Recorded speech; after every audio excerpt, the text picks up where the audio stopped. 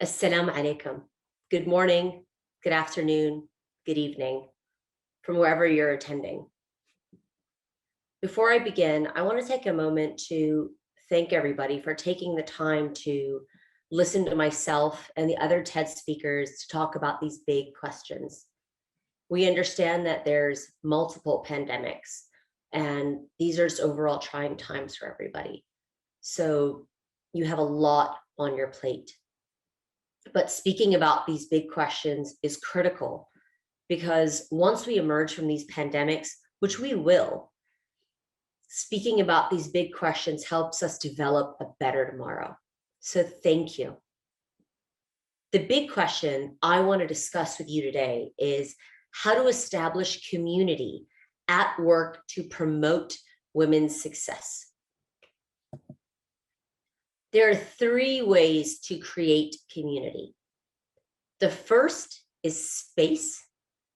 The second is outreach. And the third is financial investment. Space. What do we mean by space? There are three types of space. You have your physical space. An example of that is at your organization's headquarters, creating a learning and development center for women empowerment. Women can go there and learn how to progress in their career, take on additional courses, whatever they need to really achieve their version of success. The second type of space is your mental space. An example of that is evaluating what you do day to day and considering, are you thinking about your unconscious bias and how are you handling that? And the third type of space is your actionable space.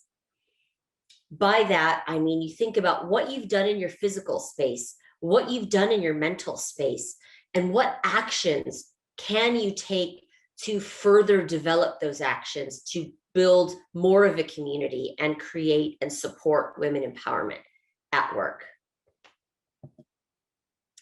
So we've spoken about the first step to creating community, which is space. The second way to create community is outreach. There are three ways to do outreach. The first two are outreach within your office and outside of your office. Outreach in your office looks like reaching out to other individuals that identify as women and asking them, what do you need to achieve your version of success? And how can we as an organization support you? And allyship is so important. So it is important to reach out to other gender identities as well and try to develop this network and this support group to ultimately support women empowerment. So that's reaching out within your offices. To reach out outside of your office, the way we would do that is once you've reached out within your office, you then provide support to these women to reach out within their networks outside of the office to help further cultivate that environment of support and empowerment. The third type of outreach, and the most critical, is reaching out to the youth. As an example, throughout my career, I've made an effort to work with universities, to work with high schools. I even got the chance to work informally with the New York University's branch in Abu Dhabi to create mentorship programs with their students to explain what I do as an attorney, how I got to where I was, how I got to where I am today, and what they can do from where they currently are to achieve the same career goals that I've achieved. The reason this is so important to do is because even before they understand and know what they want to do, you are showing them that there is a whole network of mentors that are there for them and that are ready to mentor them. And what this support does is it creates a level of empowerment we cannot even imagine. So we've spoken about the first two steps to creating community, which is space and outreach. The third and most vital step to creating community is financial investment. Because without a financial investment, the first two steps will fail, or at the very, very least, will have minimal impact. I've spent my entire career caring about and understanding the importance of investing in and supporting young women and mentoring throughout their career. And I have seen women at all different seniority levels have that same passion that I do. And as a result, they are on diversity and inclusion committees, they are on mentoring programs. However, by and large, all of them, myself included, it is always a secondary role, and it is very often unpaid. And that is unacceptable, because the fact is, when you have your paid job, what your company gives you a title for, you get a salary for, and then you have this unpaid role. When push comes to shove and there's pressure on you, human nature is going to dictate that you will prioritize what is your primary responsibility.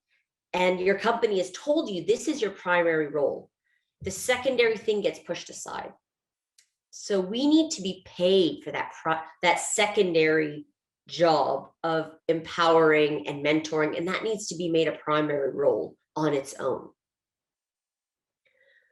On the slide in front of you, I've included a few things that I've seen actually work and I've been a part of, which companies can do when investing in women empowerment. I'm just going to go through two of them with you quickly. The first is investing in professional development programs.